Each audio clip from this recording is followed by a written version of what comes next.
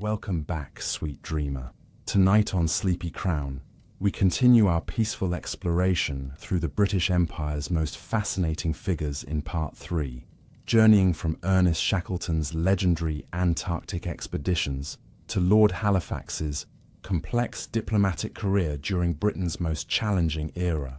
In this third installment, we'll softly explore the extraordinary adventures of Ernest Shackleton and the diplomatic complexities of Lord Halifax, from Shackleton's incredible survival story in Antarctica that became the greatest tale of endurance in human history, to Halifax's aristocratic statesmanship, whose policies of appeasement and later resistance shaped Britain's response to the rise of Nazi Germany, all while witnessing the British Empire navigate through an age of exploration, global conflict, and diplomatic crisis. Before you let sleep take you away, please like this peaceful tale, share a comment about your favorite moment of polar heroism or diplomatic complexity, and subscribe to join our growing family of dreamers. Get comfy under your blanket, let your thoughts slow, and allow these stories of Antarctic ice and diplomatic fire to carry you gently towards sleep. If you enjoy these calming tales from the age of adventure and political turmoil, we're always happy to have you here in our cozy circle of history love. Ernest, later known as Sir Ernest Henry Shackleton, was born on the 15th of February 1874 in the small town of Kilkea in County Kildare, not far from the capital of Dublin in Ireland. His father was Henry Shackleton, a farmer by occupation. Henry Shackleton's origins lay in England rather than Ireland.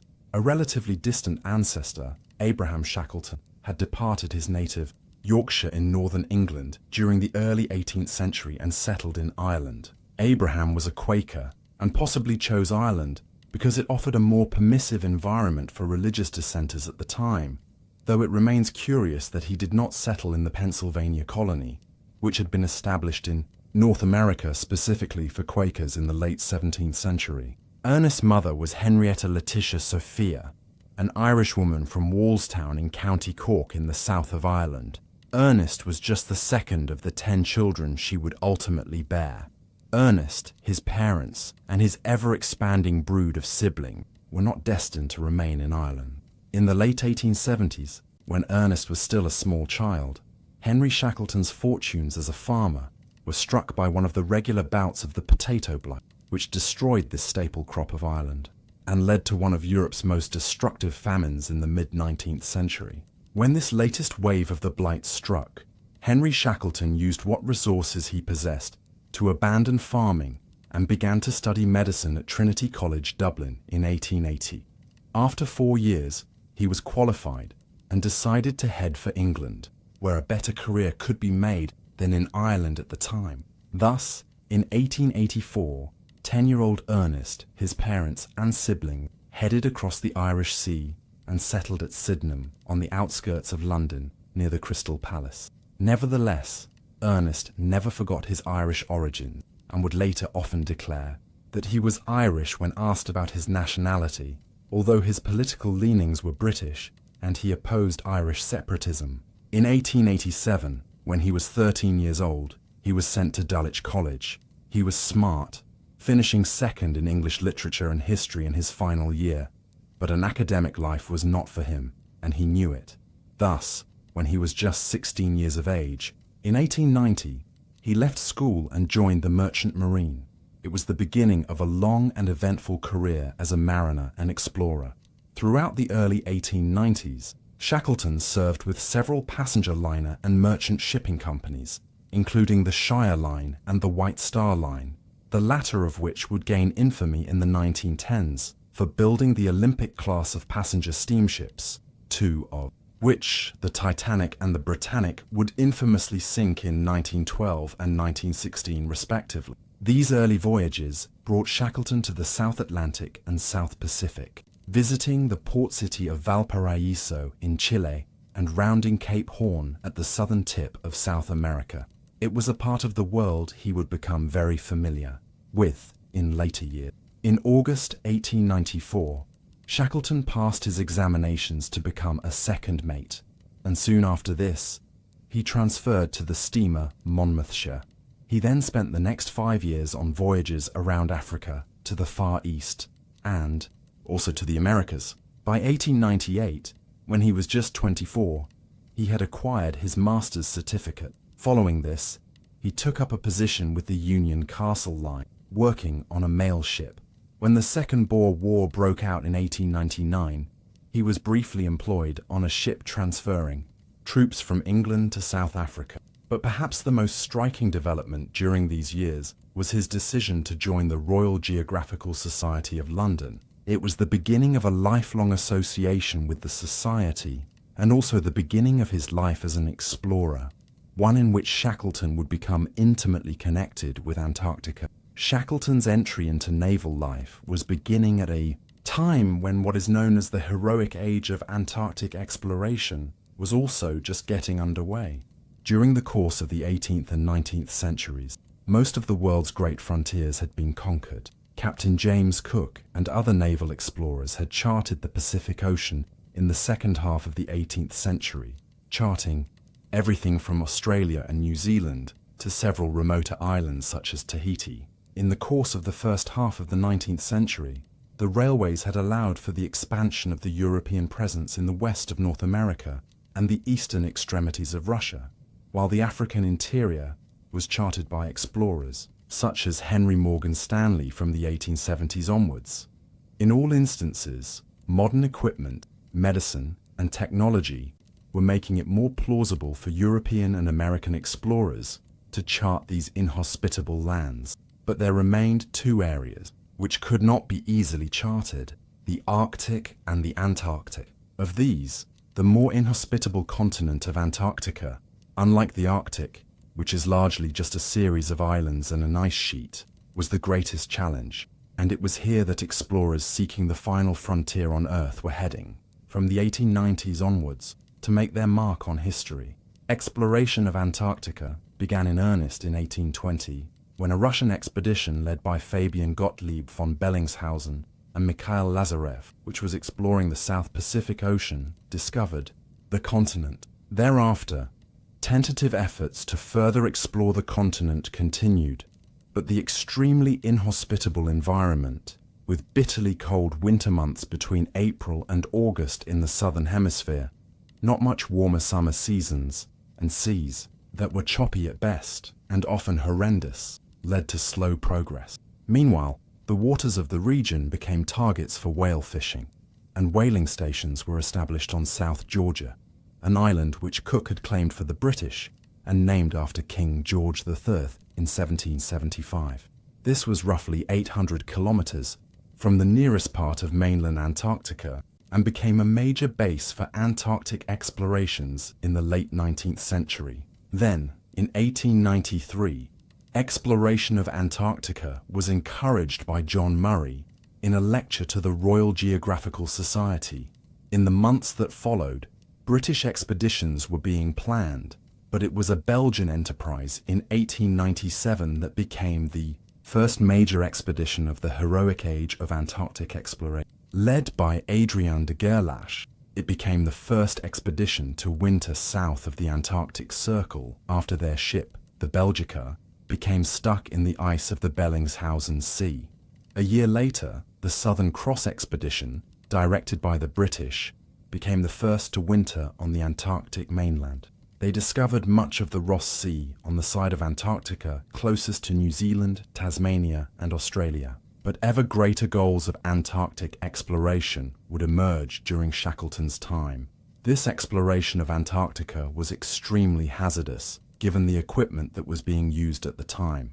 Firstly, the ships that conveyed explorers to Antarctica relied on coal-powered steam engines and generally set off for Antarctica with large supplies of coal on board, limiting storage space. Secondly, while the development of food preservation techniques in the early 19th century had allowed for the bringing of major stores of food with long shelf lives on board ships, these were still more limited than in more modern times. Thirdly, and this was perhaps the most important point, once expeditions made landfall on Antarctica, they were largely reliant on their own 2 feet, or sleds pulled by pack dogs to get across the vast continent, wearing heavy protective winter clothes, as there was no form of mechanized travel for icy conditions such as are found on Antarctica today, available in the late 19th century. Finally, whereas in modern times Antarctic explorers can radio or otherwise communicate their location if they needed rescue, in Shackleton's time, once an expedition headed to Antarctica, they were effectively on their own until such time as they made it back to civilization. Many never did.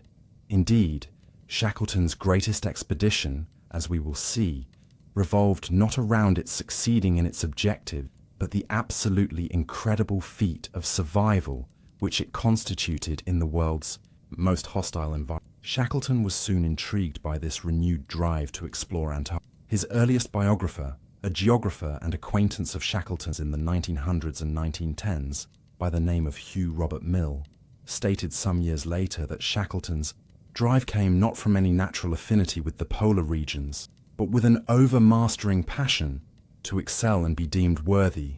Thus, when he learned that Llewellyn W. Longstaff was the main financial backer of a new British expedition that was scheduled to be sent to Antarctica in 1901, he reached out to Llewellyn's son, Cedric, an army lieutenant whom Shackleton had met while conveying troops to South Africa at the start of the Second Boer War.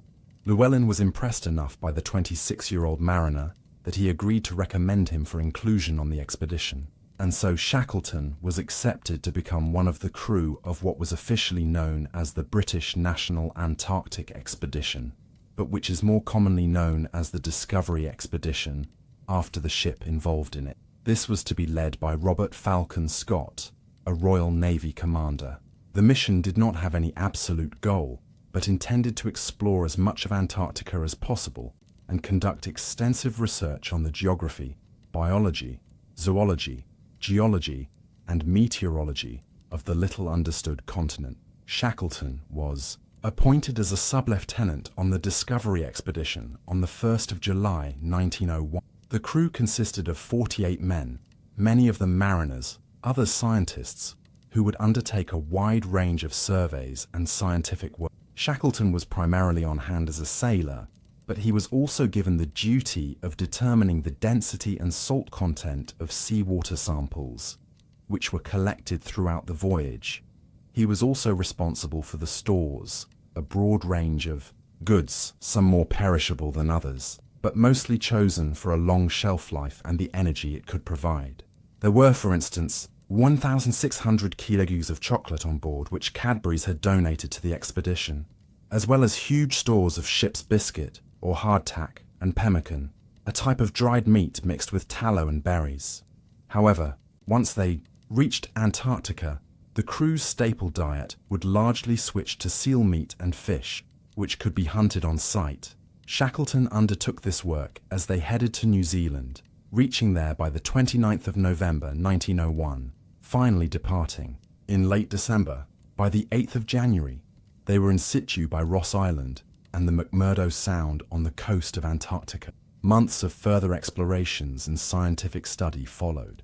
Shackleton had evidently impressed Scott by this time, and he took him along, with Dr. Edward Wilson on a journey which they set out on in November 1902 to achieve the furthest southern recorded journey ever undertaken by sledging over what was then known as the Great Ice Barrier, but which is now termed the Ross Ice Shelf. This was achieved by the trio when they reached 82 degrees 17 minutes south, less than 500 miles from the South Pole.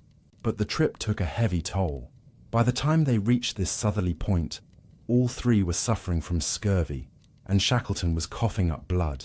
As a result, when they returned to the main camp in February 1903, the surgeons on the trip recommended that Shackleton should be sent home on the relief ship called the Morning. This was not owing to any falling out with Scott, as some would have it, or the surely false idea, later suggested by Scott himself, that Shackleton had not been up to the task during the trek southward, and that they would have got closer to the pole had it not been for him having to be carried on the sledge for some of the journey.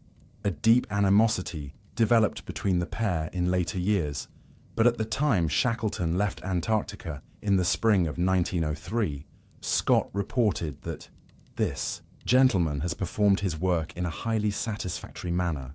and it is with great reluctance that I order his return. Rather, Shackleton's early departure was owing to health complications which plagued him throughout his adult life, including a suspected heart defect, which makes his stamina on Antarctic voyages even more impressive. Shackleton was sent to New Zealand to convalesce to begin with, and then returned to England later in 1903 via San Francisco and New York. He found himself a minor celebrity upon his return.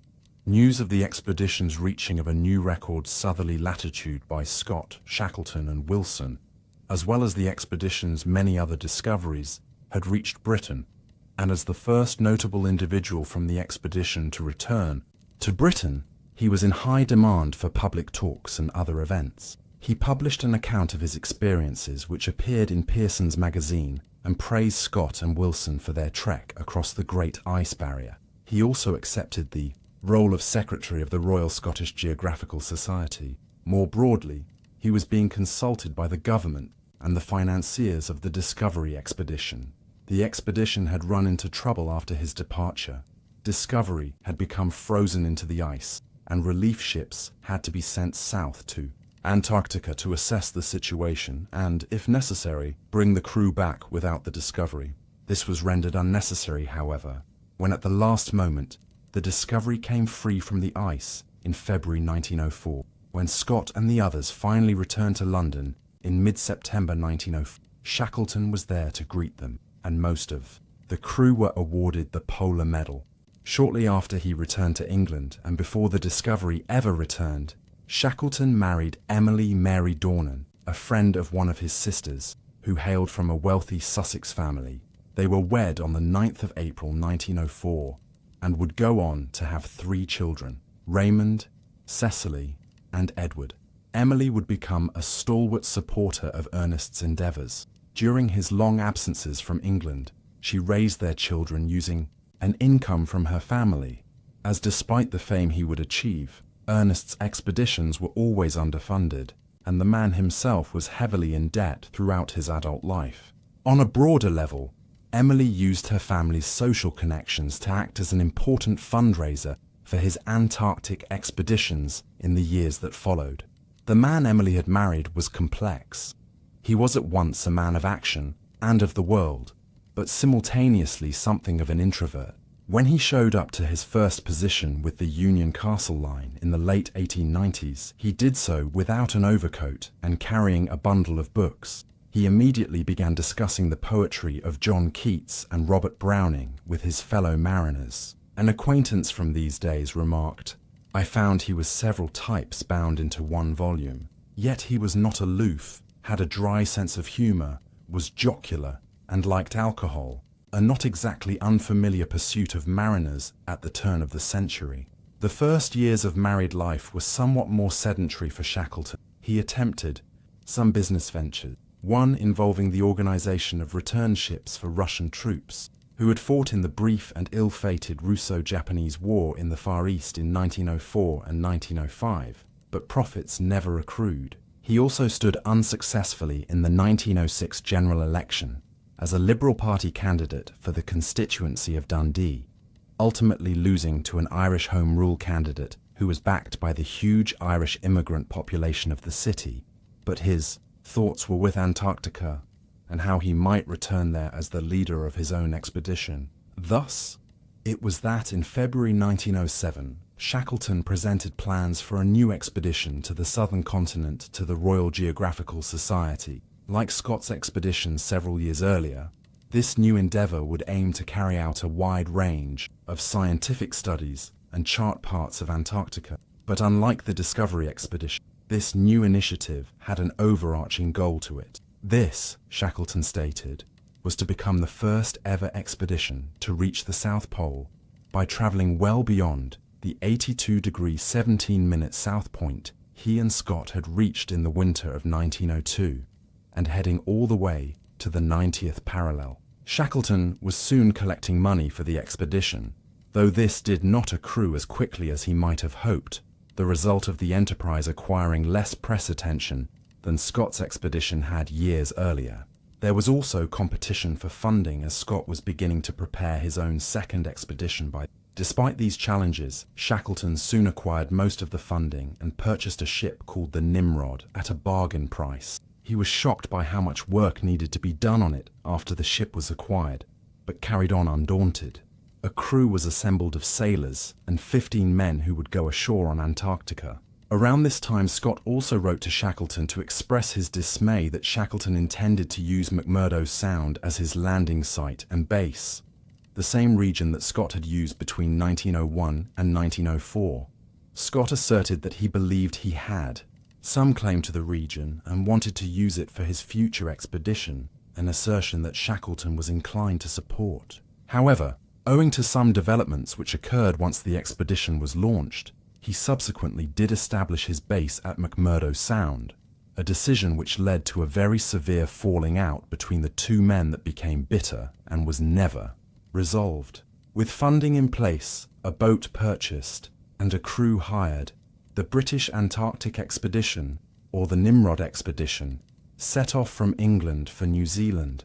To save money, the Nimrod was towed to the Antarctic ice, and the crew was brought on board with the help of a steamer called the Cunha.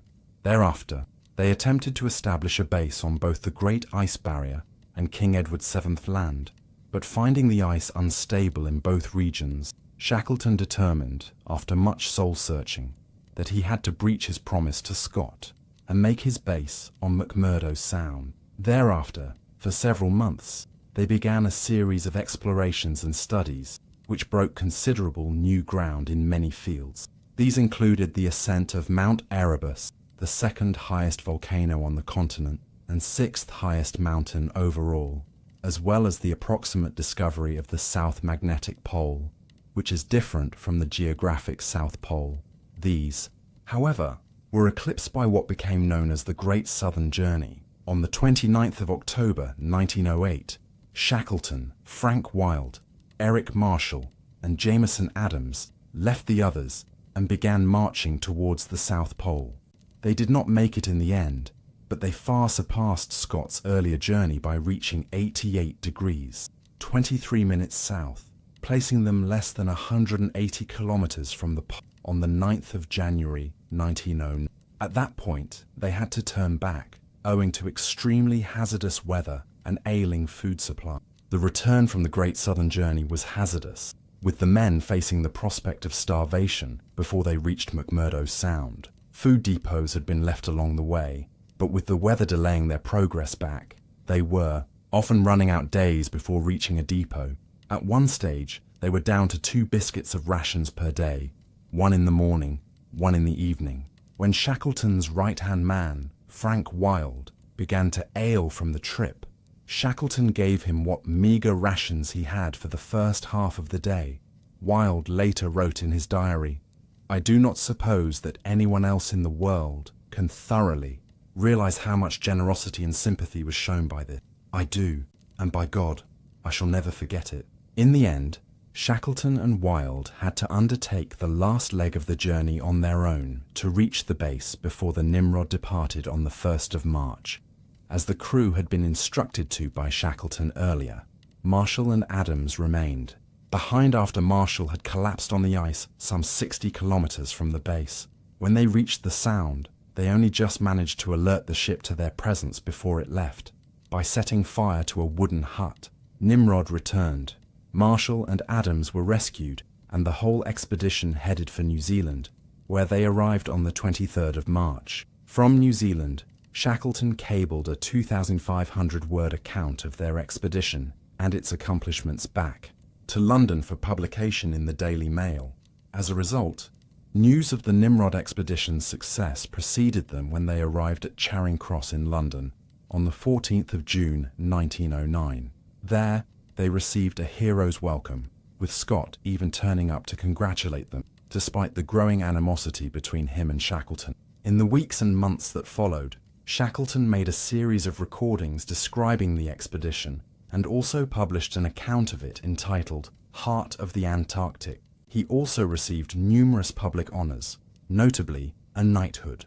The members of the Nimrod expedition were also granted polar medals, a book and lecture tour of Europe and the United States, followed in 1909 and 1910, during which he met many heads of state, and the proceeds from this and other ventures, plus the decision of the British government to pay off the expedition's debts of $20,000, should have resulted in Shackleton finding himself with a significant amount of money for the first time in his life.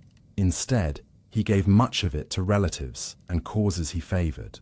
When the Nimrod was towed under the Thames Bridge to Temple Pier, to allow members of the public to go on board the Antarctic ship for a small fee, the proceeds were given to London Hospital. Shackleton's sojourn in the warmer climes of the northern hemisphere was playing out while others were advancing further the exploration of Antarctica. 3 separate expeditions arrived there in 1910.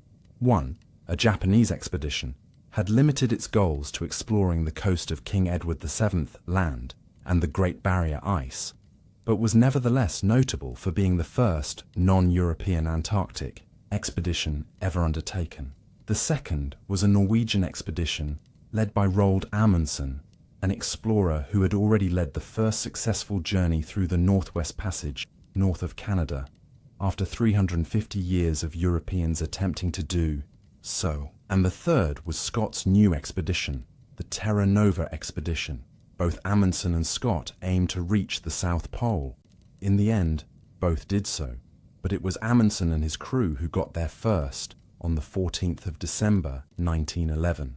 Scott and 4 of his crew arrived at the pole just 33 days later on the 17th of January 1912. But their success was to have a tragic end, for Scott and his 4 companions succumbed to starvation and brutal weather conditions on their return journey, and became trapped in their tent without supplies in the midst of a blizzard in late March. Their farewell letters and other evidence, discovered at the site later, suggests Scott was the last to die on the 29th or 30th of March 1912. The conquest of the South Pole by Amundsen and Scott in the winter of 1911 might have brought the heroic age of Antarctic exploration to a close. After all, what else was there left to discover now that the coast of Antarctica had been largely plotted and the pole reached? Shackleton soon had the answer to this question. The continent had yet to be crossed from one end to the other. This, in Shackleton's words, remained the one great main object of Atlantic journeyings. An expedition of this sort had already been attempted by a German expedition led by Wilhelm Filchner in 1911 and 1912. This enterprise had sailed from the island of South Georgia south into the Weddell Sea before making landfall on Antarctica itself. The plan had been to then traverse the continent at its narrowest point by crossing over to the Ross Sea and then sailing from there to New Zealand or Tasmania. While Filchner's expedition had to be aborted in late 1912 without success, Shackleton noted the plan as being sound and intended to follow a similar route. Armed with this, and not much beyond his reputation as one of the leading British Antarctic explorers, he set out in 1913 to acquire a ship, funding, and other supports to undertake his third expedition to Antarctica. It would turn into a voyage of epic proportion. The Trans-Imperial Antarctic Expedition, or what is more commonly known as the Endurance Expedition, was planned throughout late 1913 and early 1914. Shackleton turned to numerous sources for funding. Some, such as the playwright J.M. Barrie, were generous, some others less so, and the government itself provided $10,000. With this in place, he purchased 2 ships called the Polaris and the Aurora. He renamed the Polaris the Endurance.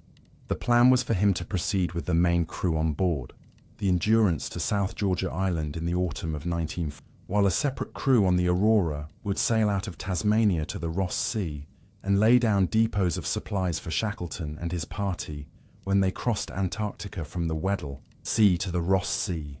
This arranged, Shackleton began hiring men. The story that he placed an advertisement in a London newspaper reading, "Men wanted for hazardous journey, low wages, bitter cold, long hours of complete darkness, safe return doubtful, honor and recognition in event of success," is probably an invention, but a fitting one. Shackleton's hiring policies queried one's psychology as much as their qualifications. When he interviewed the expedition's physicist, Reginald James, Shackleton's first question was whether James could sing well. He wanted to see how individuals might be able to keep each other's spirits up during the long and arduous trek. By the summer, the hiring had been done. In total, 27 men would set out. Shackleton would lead the expedition, with Frank Wild, who had travelled with Shackleton on both the Discovery and Nimrod expeditions, acting as the second in command. Frank Worsley would captain the Endurance, with Hubert Hudson, Thomas Crean, and Alfred Cheetham acting as the first, second, and third officers. These were experienced Antarctic explorers. During Scott's expedition a few years earlier, when Tom Crean, William Lashley, and Edward Evans had found themselves stranded 56 kilometers away from their base on the Ross Ice Shelf, Crean had walked the 56 kilometers on his own in 18 hours, with nothing but a chocolate bar and 3 biscuits for sustenance. He collapsed when he reached the base, but he was able to impart details of Lashley and Evans' location, and they were rescued a few days later. The photographer James Hurley had also just returned from an Antarctic expedition, but several of the scientists who would travel had no previous polar experience. The meteorologist, Leonard Hussey, was one of these. Shackleton later confided to him that he had agreed to interview Hussey as he found it amusing on his application that Hussey's sole expeditionary work up to that point had been in the Sahara Desert, and he hired him after the interview because he thought he looked funny. Such was the team that set out from London on the 1st of August 1914 on board the Endurance. They pulled into Plymouth Harbour a few days later, as Britain had declared war on Germany on the 4th of August in what was soon to become the First World War. Here, Shackleton cabled London to ask if Endurance was needed for the war effort. He received a single-word answer saying, "Proceed," and on the 8th of August, they pulled out of Plymouth. First, they headed to Buenos Aires in Argentina to pick up a few of the crew members and unwittingly, a stowaway called Percy Blackborough, who had unsuccessfully applied to join the expedition weeks earlier. When he revealed himself from his hiding place on the Endurance 3 days after pulling out of Buenos Aires on the 26th of October, Shackleton was initially furious, but eventually agreed to hire him as a steward on the condition that if the crew had to resort to cannibalism, Blackborough was to be eaten first. This agreed. They headed on and arrived at South Georgia Island on the 5th of November. Here, at the Norwegian whaling station, they were advised to wait some time for the austral summer to set in, but finally, on the 5th of December 1914, they set out for Antarctica. They would not have contact with the wider world again for 18 months or 531 days. By the 7th of December, as they reached the northeastern edge of the Weddell Sea, they began to encounter pack ice. The weeks that followed were a continuous series of movements through ice floes and past blocks of ice. The photographer, James Hurley, noted in his diary in mid-December that, "All day we have been utilizing the ship as a battering ram." On the 31st of December, as the sun set on 1914 for the last time, the Endurance passed the Antarctic Circle. Then, by the 10th of January, they were more than 72 degrees south, and there was some concern about strange incidents they were witnessing. For instance, around this time, they observed thousands of seals heading in unison in a panic northward. They would soon learn why. On the 14th of January, a strong breeze developed, which quickly turned into a gale-force wind. It blew almost continuously for the next 8 days, during the middle of which, on the 18th of January, the Endurance was beset and frozen into the heavy pack ice. At the time this occurred, they had sailed through nearly all of the Weddell Sea and were just 80 miles, or 1 day's proper sailing, from their intended destination at Varsel Bay in the inner part of the Weddell Sea. Several weeks were spent trying to periodically free the ship thereafter, but finally, in mid-February, Shackleton took the decision to turn Endurance into their winter camp. Hurley noted in his diary at the time that the idea of spending winter in an icebound ship is extremely unpleasant, yet the crew did what they could. The storage areas between the decks of the Endurance were cleared out and divided into cubicles. such that by the 11th of March 1915, the men were able to move into what they had affectionately christened the Ritz. And spirits remained relatively high at this stage, but it would be a long Antarctic winter stuck in the ice, with no prospect of the Endurance coming free until August or September. Moreover, on the 1st of May, the sun set for the last time, that Antarctic winter, and they did not see it again for 4 months. For the next 4 months, they would face average temperatures of 15 degrees Fahrenheit or 10 degrees Celsius, but which could drop in the Weddell Sea at this time of year to as low as 0 degrees Fahrenheit or 17 degrees Celsius. Moreover, strange events occurred out in the wilderness. In mid-April, several of the expedition's 50 dogs ran away. 3.5 months later, in early August, they mysteriously returned. In the interim, the men kept their spirits up by keeping busy and regularly singing. Suddenly, Shackleton's questions at interview made more sense to some of the crew members. Late July and early August brought a change in conditions as winter started to relent and the ice softened in the region. This was the key period for Shackleton and his men. In the weeks that followed, the ice would melt sufficiently and drift far enough that the ship would separate from it, or it would conversely crush the Endurance. Yet, as the weeks went by, the latter eventuality seemed more likely. As the ice melted and buckled, large sections of it began to pierce into the hull of the Endurance during September. Nevertheless, it was not until late October, on the 27th, that the ice floes commenced, screwing and split the Endurance's side open. That night, the stern and rudder posts were torn, the main deck was broken upwards, and water leaked into the ship, overwhelming the pumps and extinguishing the fires. Fortunately, Shackleton had ordered all of the equipment off of the ship already in anticipation. However, when an effort to march towards Paulet Island, the nearest land, resulted in progress of just 2 miles in 2 days given the strength of the blizzards, they eventually pitched their tents in what became known as Ocean Camp, on the ice of the Weddell Sea.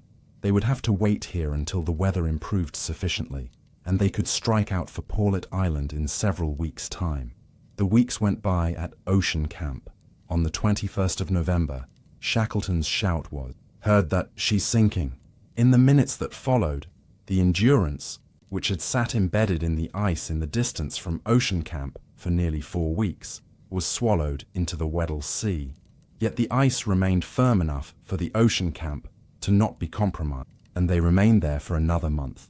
Eventually, on the 22nd of December, they celebrated Christmas Day 3 days early, when all the remaining luxuries from the store were eaten. The following morning, the 23rd of December 1915, they set off from Ocean Camp, but it was to prove a false dawn. Just 6 days later, they came to a patch of broken-up ice which could not be circumnavigated or negotiated. Thus, a new camp, christened Patience Camp, was established. Here they would wait until such time as the Antarctic summer had melted the ice sufficiently that they could use the 3 lifeboats from the Endurance. This was an arduous period. The men were placed on strict rations, as they could only hunt for seals around a limited area. At last, on the 9th of April, over 3 months after establishing Patience Camp, their long wait came to an end. That day, the ice floes beneath then began to rapidly break up. As this happened, they launched the 3 lifeboats and began to head northwards towards the South Shetland Islands. Shackleton captained the James Caird, the largest of the lifeboats, with 10 others on board. Worsley, the captain of the Endurance, captained the Dudley Docker with 8 others on board. Finally, Hudson and Crean captained the Stancomb Wills with 6 others on board. They rowed for 6 days and eventually reached Elephant Island on Mars, the northwestern end of the Weddell Sea. Despite being able to make their camp on the frozen ice of the Weddell Sea for months over the past year, when they landed on Elephant Island on the 15th of April 1916, it was the first time that the 28 crewmen had stood on actual land in 497 days. Yet, while they were now relatively safe on land, the situation was not good. Shackleton later related that when they reached the island and met up with the crew of the other 2 lifeboats, he found that several members of the party were on the verge of physical and mental collapse. There now followed perhaps the most incredible episode in an already incredible expedition. After a week spent on Elephant Island, Shackleton decided that he would have to lead a small party on board the largest of the lifeboats, the James Caird, to try to sail to South Georgia Island 750 kilometers away. There they could get help and return for the remaining 22 men. Worsley, Crean, Henry McNish, Timothy McCarthy, and John Vincent volunteered for the mission, and on the 24th of April, the 6 men set off on the 22-foot-long James Caird lifeboat to try to cross some of the most treacherous seas in the whole world. The voyage took 17 days, with the 6 in a constant battle to stop the inside of the small vessel from freezing and bailing water, whilst shrouded in nearly constant darkness as the Antarctic winter set in. But eventually, on the 10th of May, 1916, they beached at King Haakon Bay on the east of South Georgia. But then there was a further problem. The eastern end of South Georgia Island was completely uninhabited, and the 4 whaling stations on the island were on the very opposite end. Undaunted, on the 19th of May 1916, Shackleton, Crean and Worsley, with 50 feet of rope and some screws, pushed into their boots to provide traction, walked for 36 hours across the mountains of South Georgia to reach Stromness whaling station. When the astonished whalers there welcomed them, it was the first time the trio had laid eyes on anyone from outside their own party in a year and a half. Such an incredible odyssey as they had been on could not end simply. 3 days later, Shackleton took command of the Southern Sky, a disused whaling boat which was given to him, and he led the first rescue mission to Elephant Island. They made it to within 70 miles of the island, but ice floes blocked their passage further, and on the 28th of May, they had to turn back. They then headed for Port Stanley in the Falkland Islands, where Stanley cabled London to report what had happened. On the 1st of June 1916, Londoners woke up to find that the war in France wasn't dominating the headlines, but news of Shackleton and his team's astonishing journey over the past year and a half. Despite this, Shackleton was afforded little swift help from the Admiralty, and in the weeks that followed, he had to rely on the British consulate in Montevideo and the British Association in Chile to provide him with ships for 2 further rescue attempts. These both ran into the same problems as had the first one in May 1916, and the third attempt on board the Emma out of Punta Arenas in Chile saw the ship tossed about Drake's Passage in a storm for 2 weeks. When it finally returned to Chile on the 3rd of August 1916, it was over 3 months since they had left the 22 men on Elephant Island, and Shackleton was beginning to seriously worry. He was also drinking more heavily than usual. 2 weeks later, a new ship, a steam tugboat called the Yelcho, was loaned to Shackleton by the Chilean government to undertake a 4th rescue effort, and on the 25th of August, they set off. The boat was completely unsuited for the mission, lacking a radio, proper heating, or a double hull, but it managed to finally bring the small party to Elephant Island on the morning of the 30th of August, 1916. When a heavy fog lifted shortly before midday, they could make out the camp. As they scanned the shore from the boat, they were relieved, in the moments that followed, to count 22 men standing there. On the shore, Frank Wild, Shackleton's second-in-command, who had stayed behind in charge on Elephant Island, later recorded in a somewhat understated fashion that when he saw the boat, "I felt jolly near bubbling for a bit and could not speak." For several minutes. 5 days later, the 28 men who had set out on the endurance expedition from Buenos Aires nearly 2 years earlier all arrived in Punta Arenas in Chile. From there, they headed further north to the larger city of Valparaiso. Here, the large German and British community within the town all turned out to celebrate despite their respective nations being at war with each other back in Europe. Shackleton's duties on the endurance expedition were not entirely over. The Ross Sea part, which had been charged with dropping supplies to depots on the other side of Antarctica, had run into some difficulties themselves, and several men were stranded there. Thus, by December 1916, he was in New Zealand, where he took part in the rescue mission on the Aurora. though 3 of the Ross Sea Party, Aeneas Mackintosh, Arnold Spencer Smith, and Victor Hayward, never made it back home. This done, Shackleton headed for Europe, returning to England in May 1917, almost 3 years after he departed London in August 1914. And with Europe still mired in the First World War, he volunteered for service, but he was refused on account of his age and several health conditions which had been exacerbated by the recent expedition. Nevertheless, the authorities did find an alternative role for him, and he was dispatched to South America to act as a diplomat to try to bring Argentina and Chile into the war on Britain's side.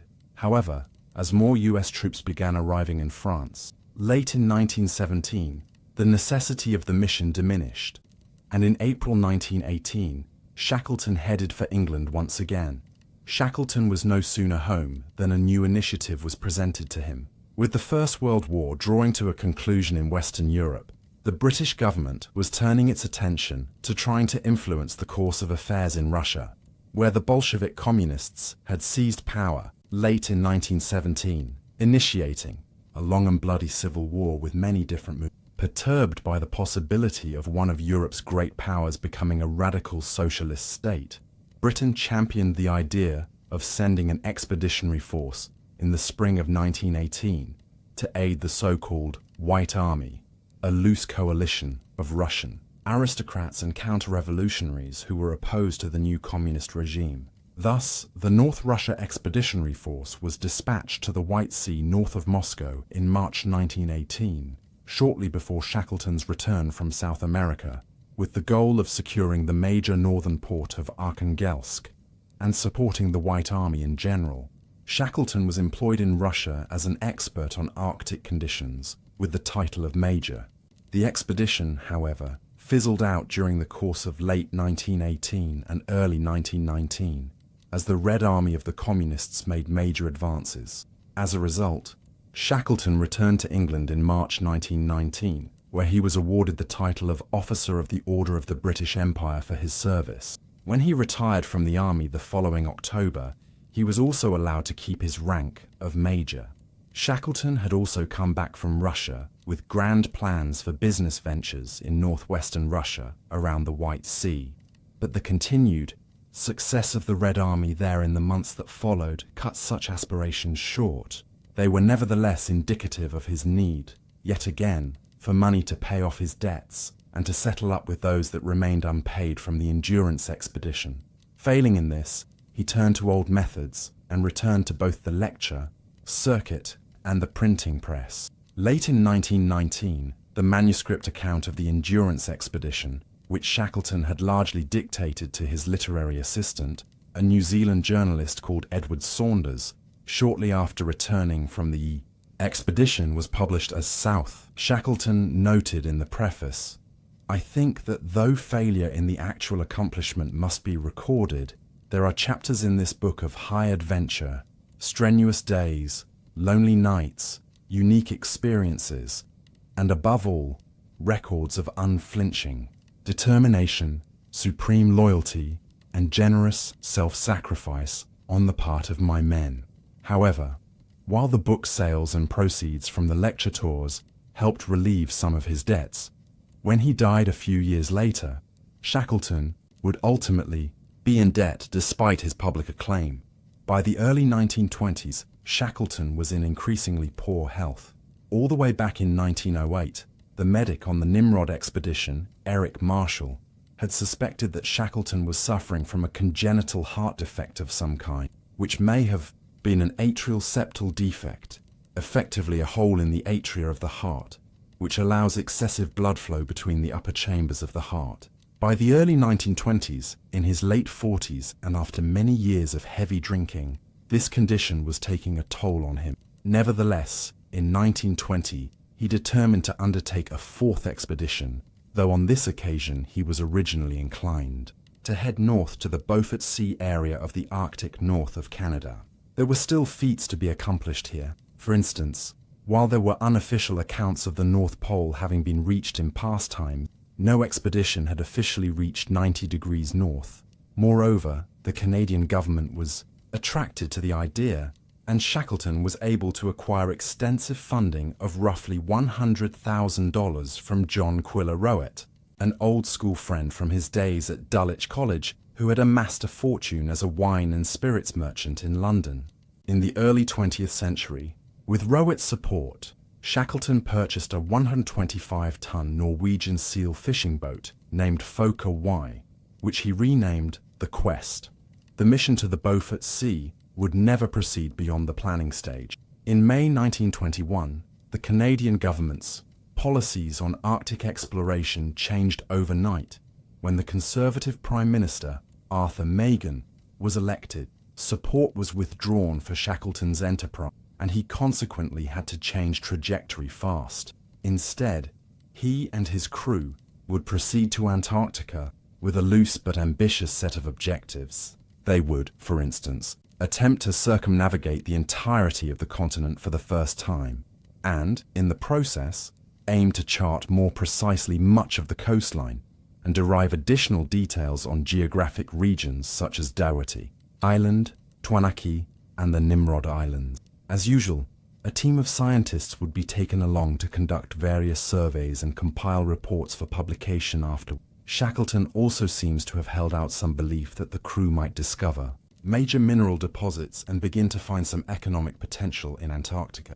With this rough set of goals, the final crew of 24 men was assembled, and they planned to leave in the autumn in order to take advantage of the Antarctic summer while winter fell on the northern hemisphere. The Quest expedition, which is also known as the Shackleton-Rowett expedition, would be Shackleton's last. The expedition left England on the 24th of September 1921. Several crewmen from the Endurance expedition had signed on for the new journey, many of them referring to their old commander as boss. These included the physician, Alexander Macklin, and the meteorologist, Leonard Hussey, whom Shackleton had hired for the Endurance expedition back in 1914, on the wry basis that he looked funny. In Rio de Janeiro, early in the winter of 1921, Shackleton, who had suffered from cardiac problems for years, even before the Endurance expedition, had a suspected heart attack. Nevertheless, he pushed on, and they arrived in South Georgia on the 4th of January 1922. That night, Shackleton summoned Macklin to his cabin, complaining of back pain. Macklin examined him and then told him he needed rest, to which Shackleton complained that Macklin was always trying to get him to quit things. What was it, he queried, that Macklin believed he should quit now? Chiefly alcohol, boss, replied Macklin. Minutes later, Shackleton had a fatal heart attack. Hussey was on his way back to England with his body when he received news from Shackleton's wife, Emily, that he would have wanted to be buried near Antarctica. Thus, Hussey returned to South Georgia, where Shackleton was interred in the cemetery of Grootviken whaling station, from where the Endurance expedition had set out on its journey over 7 years earlier. Shackleton's death, fittingly enough, was coterminous with the end of the heroic age of Antarctic exploration. Frank Wild led the Quest expedition onto Antarctica after Shackleton's death, but the ship itself was not suited for the work involved, and after a short, unproductive season impeded by pack ice, they returned to South Georgia, and shortly after to Cape Town in England. For the next several years, there would be no major Antarctic expeditions undertaken, and when they were resumed in the late 1920s, the world had changed. New machines were on board ships that were much better prepared for voyaging south of the Antarctic Circle.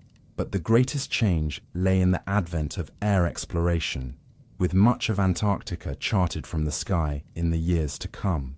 When Hubert Wilkins, an ornithologist who had traveled on the Quest expedition in 1921, returned to Antarctica in 1927, it was in a plane. Similarly, when in 1926, Roald Amundsen, the man who had conquered the South Pole 15 years earlier, led the first officially recorded party to the North Pole, he did so in an airship called the Norge. Gone were the days when hardened explorers trundled hundreds of kilometers across ice flats in blizzards, armed with little more than some food, winter clothes, whiskey, tobacco, and sheer determination. Ernest Shackleton's reputation as an explorer of the heroic age of Antarctic exploration is as great today as that of Robert Falcon Scott or Roald Amundsen, the two men whose expeditions conquered the South Pole within weeks of each other in the winter of 1911. Yet Shackleton's reputation was not always as great as it is today.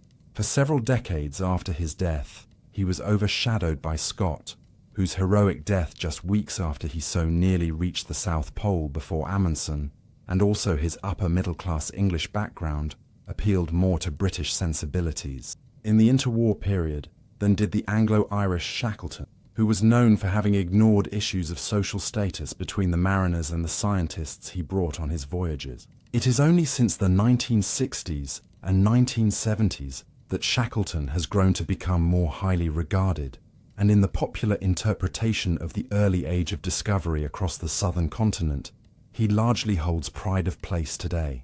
Perhaps there was a valid reason for this earlier neglect. Shackleton was involved in 4 expeditions to Antarctica, and of these, only one that he led himself was truly successful, the Nimrod expedition. But such a view would fail to take account of his wider accomplishments. In the Discovery expedition, under Scott, Shackleton was part of the 3-man expedition which penetrated further south than anyone had up to that time. Efforts were made by Scott and others in later years to suggest that Shackleton had been unable to keep pace with Scott and Wilson and had actually prevented them from going further south. But this must be viewed in light of the animosity which developed between the two explorers in later years. The suggestion that Shackleton had to be carried on a sled for some of the trek certainly doesn't accord with his seemingly inexhaustible stamina on later occasions. This first encounter with Antarctica established his reputation sufficiently for him to be able to lead the Nimrod expedition himself several years later, an enterprise which made it to within just 180 kilometers of the South Pole and made it clear to both Amundsen and Scott that the feat was achievable before they finally accomplished it in the winter of 1911. Throughout all this, Shackleton established himself as an excellent leader. Many years later, in the 1950s, Dr. Alexander Macklin, who traveled on the Endurance expedition with him, stated that he was an outstanding personality. There radiated from him something strong and powerful and purposeful, so that even to meet him was an experience. But the successes of the Discovery and Nimrod expeditions were both ultimately overshadowed in his career by the strangely brilliant failure of the Endurance expedition. The expedition ultimately didn't accomplish any of its goals and never even landed at Vassal Bay, where the attempt to cross Antarctica was meant to commence. But the extraordinary sequence of events that ensued from Endurance getting caught in the ice of the Weddell Sea in January 1915 must stand as the most incredible story of survival and perseverance of the entire heroic age of Antarctic exploration. Over the course of a year and a half, Shackleton and his men survived out on the ice of the Weddell Sea, enduring conditions unimaginable for most Europeans. Little did he know how well the ship had been named when he set out from London in August 1914.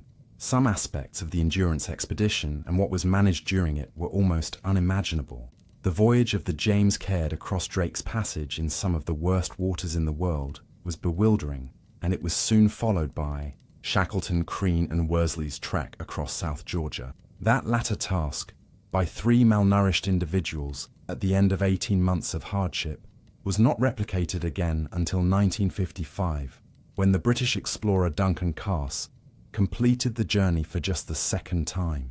Afterwards, he said, "I don't know how they did it, except that they had to. 3 men of the heroic age of Antarctic exploration with 50 feet of rope between them and a carpenter's axe. It is the Endurance expedition and the incredible feat of survival which it constituted that is ultimately Shackleton's greatest legacy." What do you think of Ernest Shackleton? Was he the greatest of the Antarctic explorers? Please let us know in the comments section, and in the meantime, thank you very much for watching. Edward, later known as Edward Frederick Lindley Wood, 1st Earl of Halifax, was born Edward Wood on the 16th of April 1881 at Powderham Castle in the county of Devon in England. Edward's father, Charles Lindley Wood, was born in 1839 and succeeded to the title of second Viscount upon the death of the first Viscount in 1885. The second Viscount is best known for being a champion of High Anglicanism, a sect within the Church of England that was almost indistinguishable from Catholicism in regard to its beliefs and rituals. From 1868, he served as the president of the English Church Union, a movement that promoted Catholicism in Britain and aimed for the reunification of the Church of England and the Roman Catholic Church. His religious beliefs were combined with an interest in mysticism and spirituality, which led him to collect and publish a popular collection of ghost stories. Edward's mother, Lady Agnes Elizabeth Courtenay, was born in 1838, the daughter of William Courtenay, the 11th Earl of Devon, a conservative politician who occupied a couple of minor government posts in the late 1860s. Lady Agnes married her husband in April 1869 and had 6 children, 4 sons and 2 daughters, of whom Edward was the youngest. She proved to be a loving and kind mother to her son, providing him with a sense of stability and security in his childhood, traits that were lacking in his father's makeup. Edward's family was part of the British aristocracy, but for centuries, the Wood family had been merchants in York. They joined the social and economic elite after the discovery of coal on their land at the end of the 18th century. In 1829, Edward's paternal grandfather, who was also named Charles, married the daughter of Whig Prime Minister Earl Grey. The elder Charles Wood became a prominent politician in his own right, serving as Chancellor of the Exchequer and Secretary of State for India for Liberal governments in the mid-19th century, before being elevated to the House of Lords as first Viscount Halifax in 1866. Born without a left hand, Edward also had a shortened left arm, but this disability would not prove an impediment to his later success, and he was accustomed to using a false hand. Although he was born in his maternal grandfather's castle in Devon, he spent his childhood at his father's estates of Hickleton Hall and Garrowby in Yorkshire. A series of tragedies and bereavements during his childhood would have a great impact on Edward's character and destiny. Between 1886 and 1890, his 3 elder brothers all died from illnesses that frequently affected children of the Victorian era. Although he was the youngest child, this not only left Edward as the heir to his father's estates and titles, but also as the sole target of his father's love and lofty aspirations for his office. After being sent to prep school at the age of 11, he would often receive letters from his father expressing the hope that you may turn out the pride and happiness of our life. We have all had so much sorrow in the past that now everything seems to center on you. In 1894, Edward went to Eton College, the most prestigious of Britain's public schools and the breeding ground for the country's political and social elite. His academic performance was not spectacular, and he preferred to spend his time playing tennis and cycling. After 5 years at Eton, he went to study history at Christ Church College, one of the wealthiest of the Oxford colleges, while indulging in all the social pursuits expected of an aristocratic Oxford undergraduate, as demonstrated by his membership in the heavy drinking and hard partying Bullingdon Club. He was also capable of studying hard and graduated with first-class honours, which won him a fellowship at All Souls College. His proud father wrote to him, "I am quite determined that you are to be Prime Minister and reunite England to the Holy See." In other words, to reunite the Anglican and Catholic churches. Wood was a wealthy man upon his return from Oxford after inheriting houses in London and Yorkshire from childless aunts and uncles, and he had also been given Garrowby by his father. Like many wealthy young aristocrats in their early 20s, in 1904, Wood decided to go on a grand tour. But while most British aristocrats went to Europe to see the artistic and cultural heritage of centuries past, his tour would be of the British Empire, stopping off at South Africa, India, Ceylon, Australia, and New Zealand, and a few years later, in 1907, he would also visit Canada. Although he was expected to embark on a political career, he decided that the time was not right to do so. He was a political conservative at a time when the Conservative Party was defeated in a landslide by Sir Henry Campbell Bannerman's Liberals. In 1906, Wood therefore went back to Oxford to take up his fellowship at All Souls, writing a biography of the clergyman John Keble, one of the leaders of the Oxford movement that inspired the second Viscount's High Anglicanism. By the time the biography was published in 1909, Wood felt confident enough to run as a candidate in the 1910 general election for the Conservative or Tory party.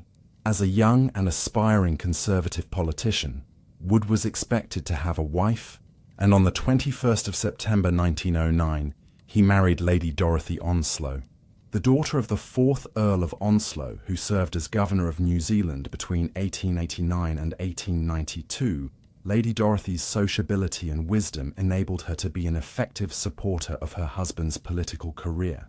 In addition to playing the role of a political wife at social gatherings, she was a diligent manager of her husband's estates. When the general election of January 1910 was called, and Wood was chosen as the Conservative candidate for Ripon in Yorkshire, the couple cut short their honeymoon in order to campaign. The efforts paid off as Wood was elected to the House of Commons with a majority of 1,000, defeating the incumbent Liberal Member of Parliament in the process.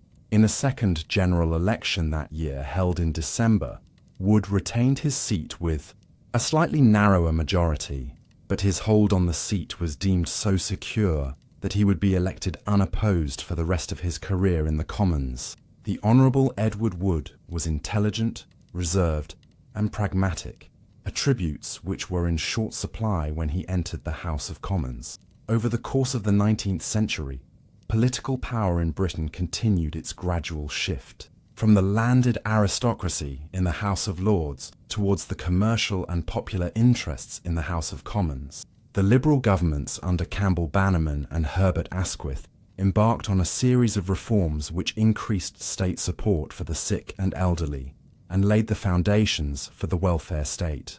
After the House of Lords broke convention, by voting against Chancellor David Lloyd George's People's Budget in 1909, the Liberal government passed legislation to limit the power of the House of Lords by removing its right to veto money bills and limiting its veto power over other legislation to 2 years. In addition to the struggle between the two houses of Parliament, British governments since the late 19th century were struggling to resist Irish demands for Home Rule, a form of autonomy within the British Empire. With the dawn of the 20th century, the British Empire's status as the most powerful state in the world was under threat from a German Empire that emerged from the wars of unification in the 1860s and 70s and was expanding its naval capabilities under Kaiser Wilhelm II.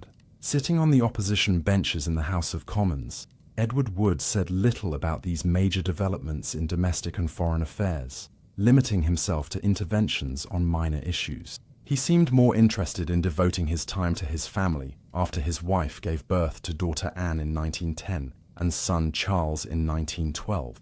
Following the outbreak of the First World War with Germany on the 4th of August 1914, Wood and most of his Conservative colleagues enthusiastically supported the war in Parliament, despite being part of the opposition. In spite of his disability, he obtained a commission in the Queen's Own Yorkshire Dragoons, spending 3 years in Flanders, carrying out duties including capturing deserters, repairing roads, and burying the dead. When he was back in England, on leave from the army, Wood would use the opportunity to make speeches in Parliament urging the government to prosecute the war more vigorously, even if it meant inviting the left-wing Labour Party into government. In May 1915, the Conservatives were brought into Asquith's wartime government, but the Prime Minister's weaknesses as a war leader forced him to step down in favour of David Lloyd George in December 1916.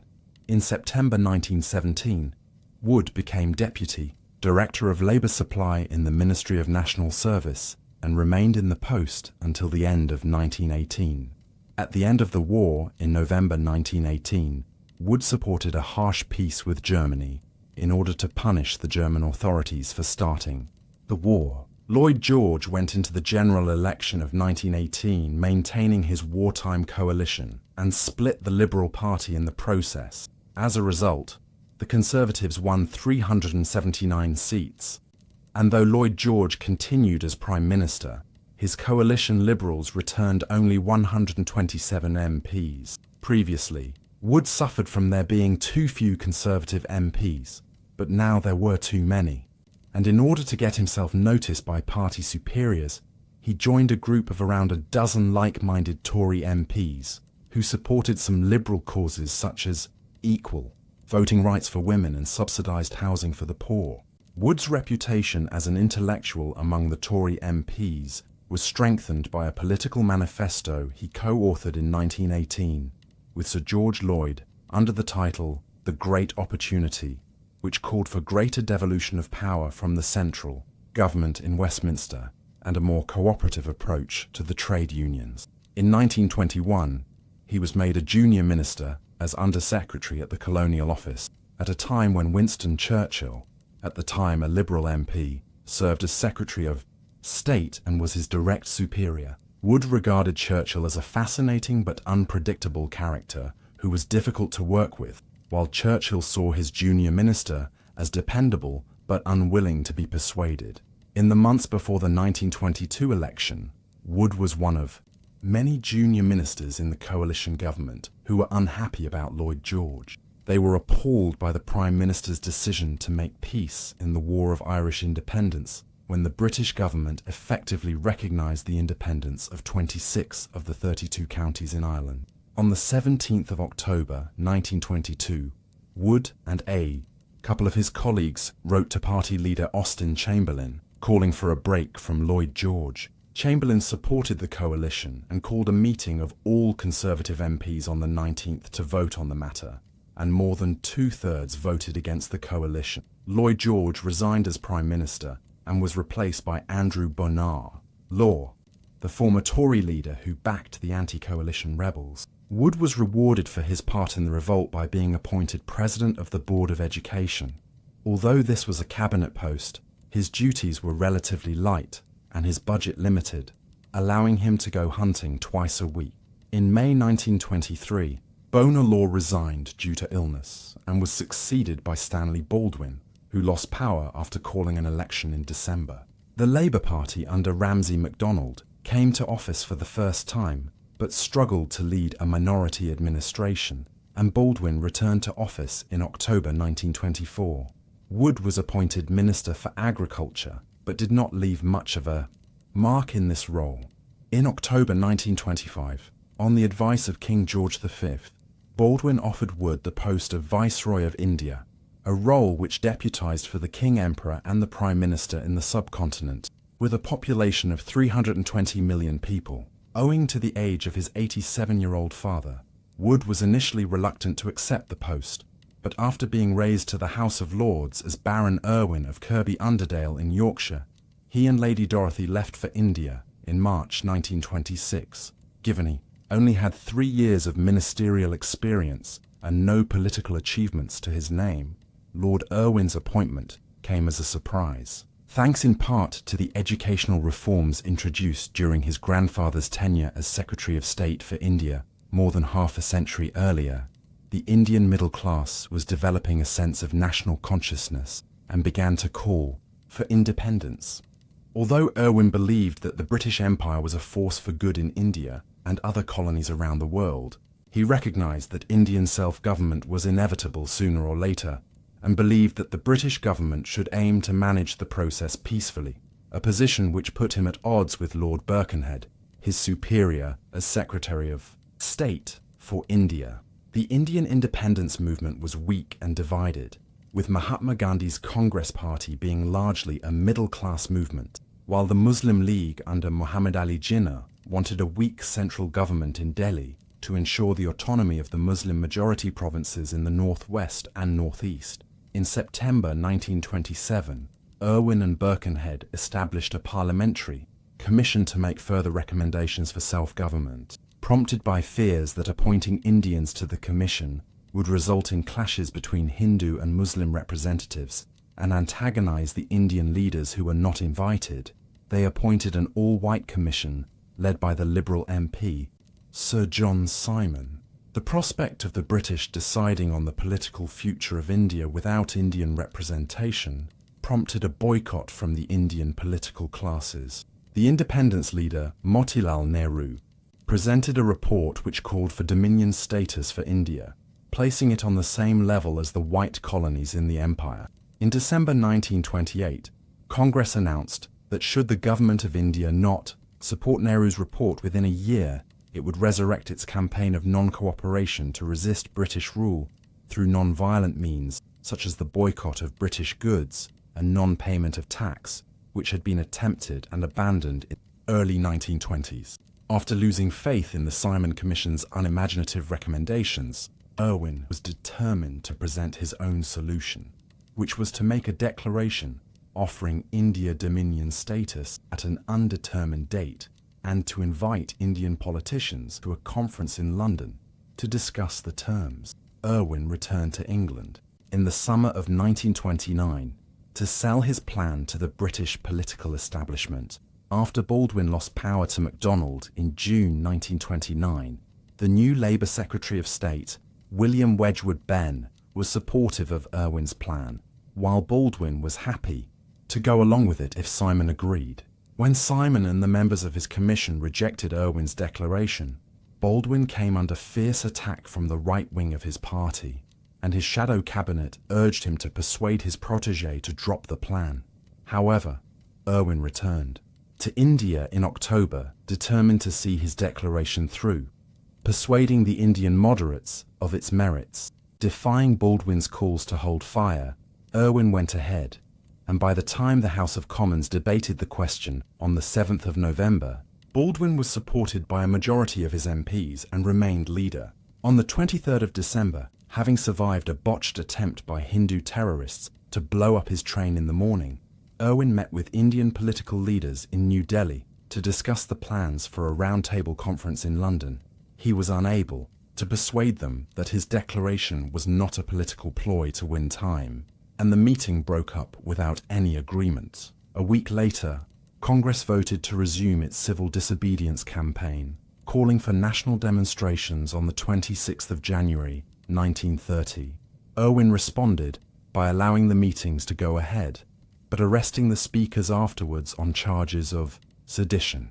In March, Gandhi decided to protest against the British government's monopoly on salt by walking for 3 weeks from Ahmedabad. In March, Gandhi decided to protest against the British government's monopoly on salt by walking for 3 weeks from Ahmedabad to the sea, where he would scoop up salt and break the law. Irwin considered this a silly and harmless stunt and left Gandhi at liberty while arresting several other prominent Congress leaders. But after the civil disobedience campaign turned violent in April with attacks on the British military presence in India, the Viceroy was forced to crack down and arrested Gandhi in early May, further inflaming the violence.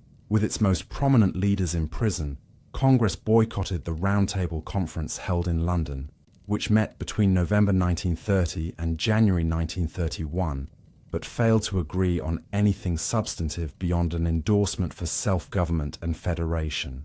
In an effort to salvage something constructive, at the end of the conference, Irwin struck a conciliatory tone and released the Congress leaders from prison.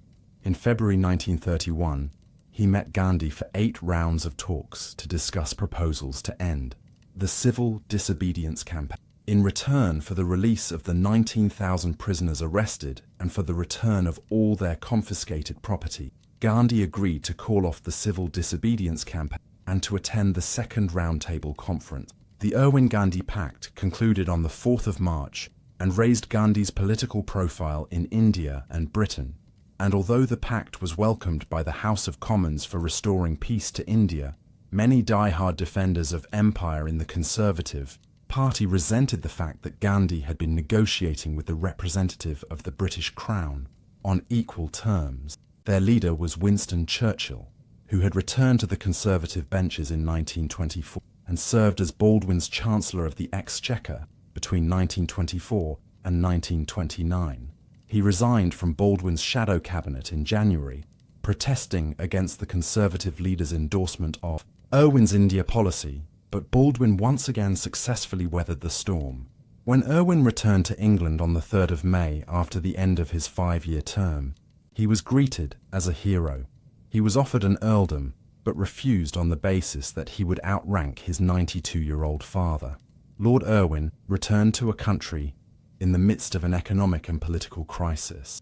With the world plunged into the Great Depression following the Wall Street crash of November 1929, MacDonald was forced to cut government spending, but by August 1931, his Labour MPs were unwilling to support any further cuts.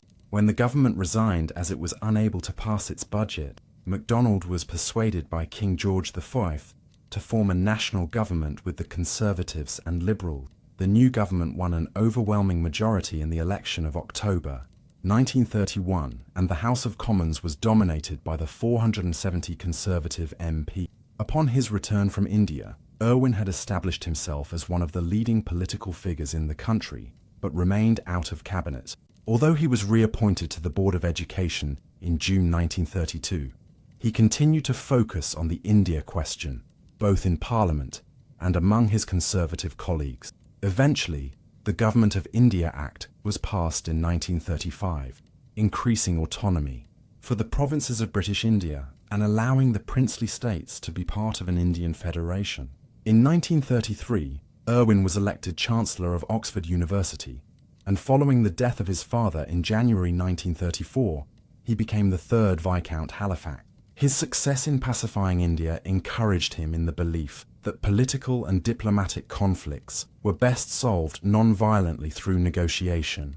Adolf Hitler's Nazi Party took power in Germany in 1933 and promised territorial expansion to incorporate the millions of ethnic Germans beyond Germany's borders. While Hitler's rhetoric proved a source of anxiety for Britain and France, Halifax thought that tensions could be diffused peacefully. He was far from alone in the belief that Hitler could be appeased, and by the early 1930s, most leading British politicians believed that Germany had been provoked into starting the First World War because it felt threatened by the alliance of France to its west and Russia to its east.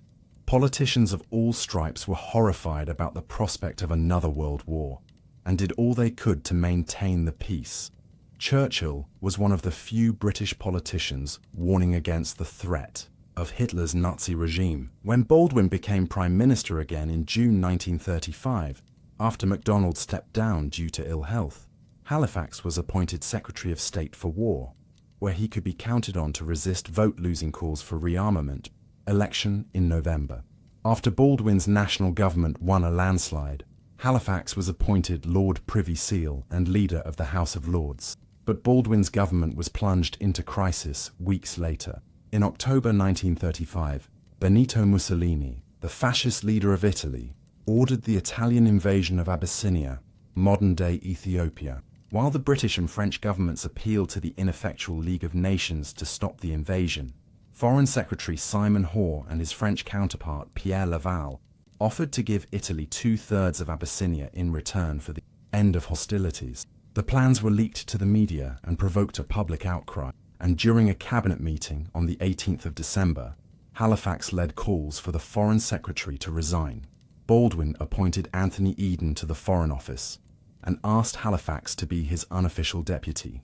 When Hitler violated the post-war Treaty of Versailles by marching his armies into the demilitarized Rhineland in 1936, Eden and Halifax refused to support French calls to resist the incursion. A compromise proposed by Halifax to establish a zone 20 miles either side of the Rhine, policed by an international force, was rejected by the Germans, who knew that the British were unwilling to go to war. Non-intervention was also in order. After the outbreak of the Spanish Civil War in July 1936, and the leading European powers met in London and agreed to observe neutrality in the conflict, only Britain and France kept the agreement, with Germany and Italy siding with Franco's nationalists, and the Soviet Union supporting the left-wing Republican government.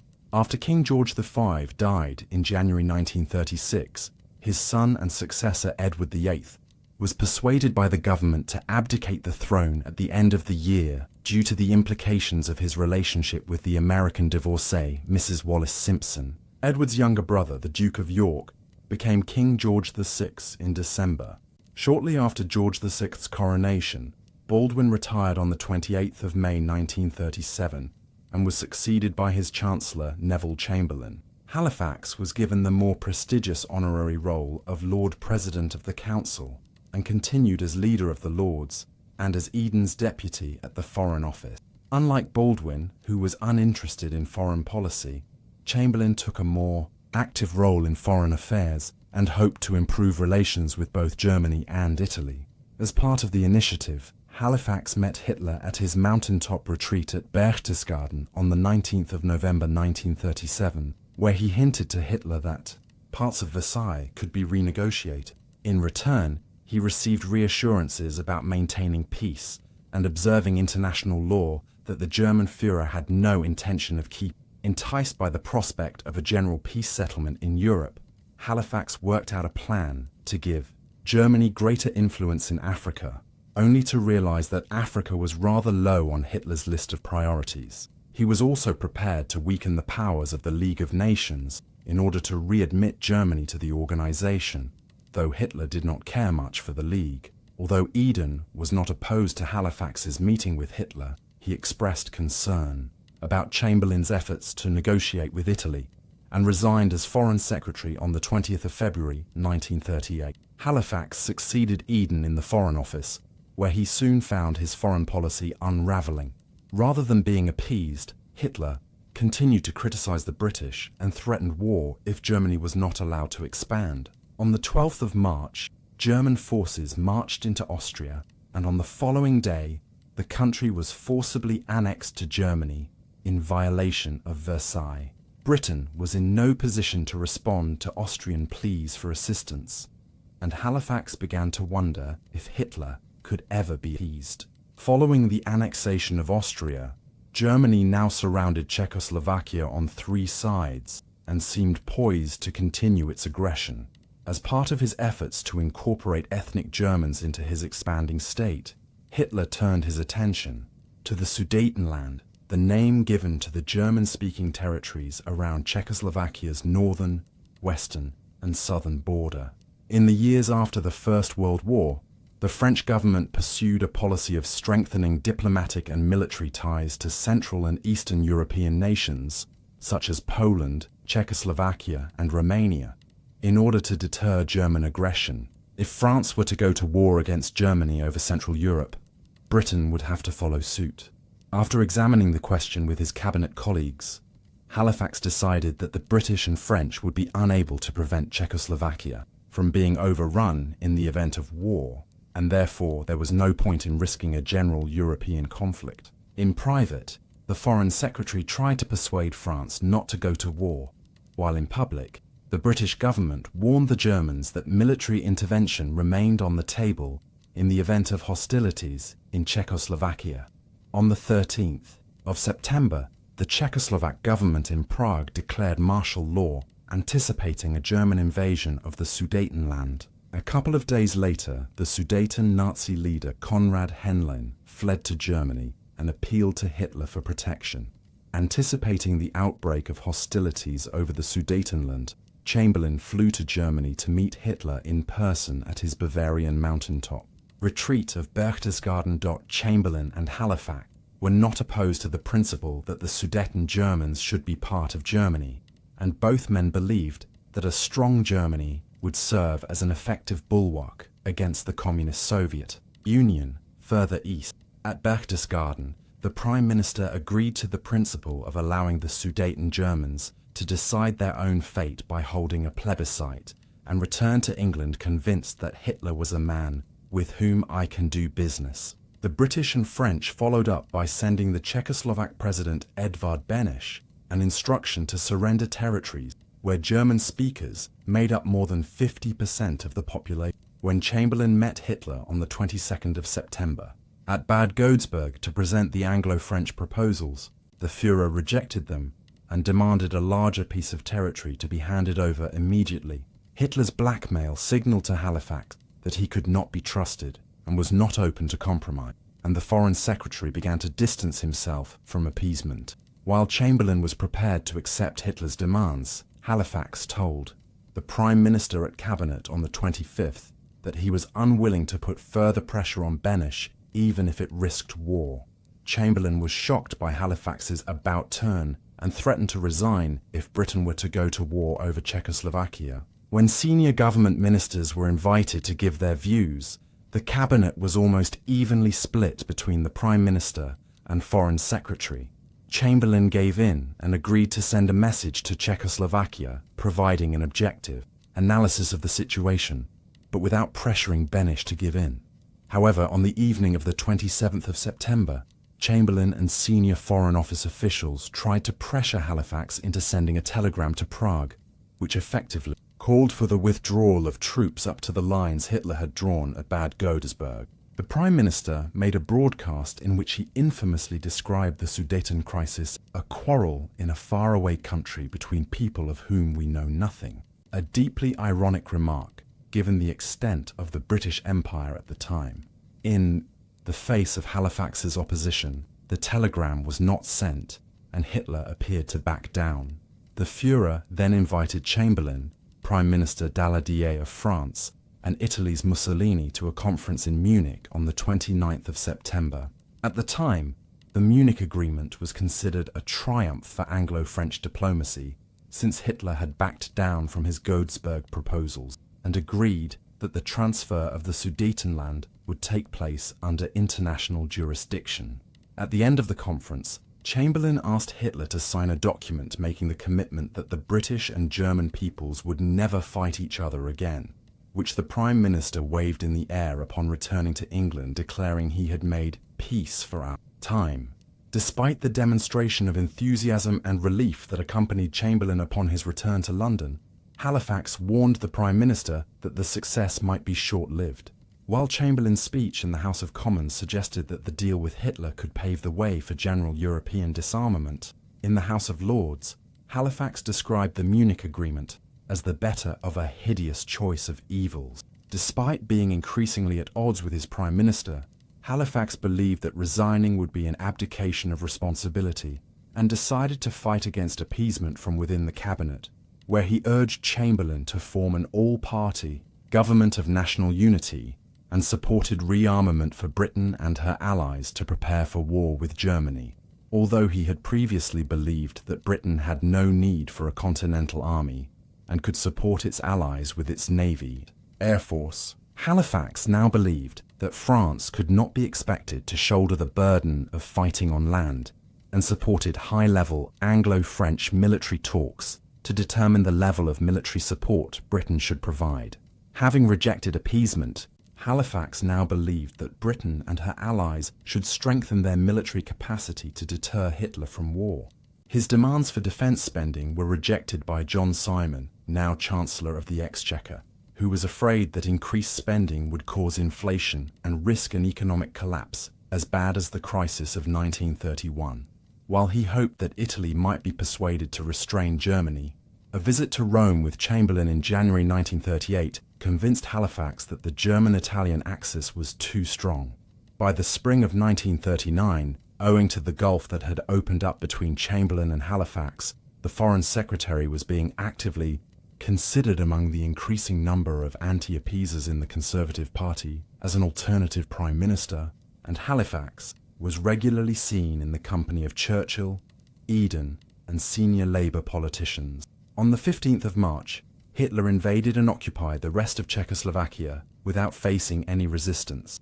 Not only did the invasion violate the Munich Agreement, but Halifax told the cabinet that it demonstrated that Hitler's ambitions went beyond the reintegration of German-speaking peoples. Determined to show Hitler that Britain would not tolerate further aggression, Halifax argued that Britain should make security guarantees to Poland and Romania and force Hitler to fight a war on two fronts.